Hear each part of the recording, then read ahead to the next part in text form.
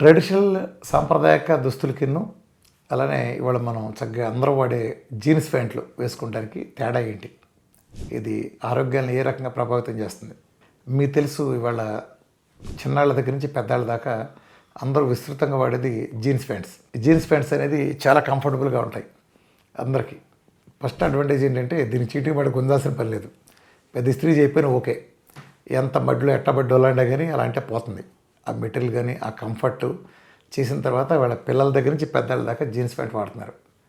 అయితే ఇక్కడ ఏమవుతుందంటే జీన్స్ ప్యాంట్ వేయటం అది నడుం దగ్గర బాగా టైట్గా పట్టేయటం కోసం మనం బెల్ట్ పెడతాం, లేకపోతే జారిపోతుందని బెల్ట్ బిగించి పెడతాం. అసలే కింద అండర్ గార్మెంట్స్తో ఉండే ఎలాస్టిక్తో బిగుసిపోయి ఉంటాం.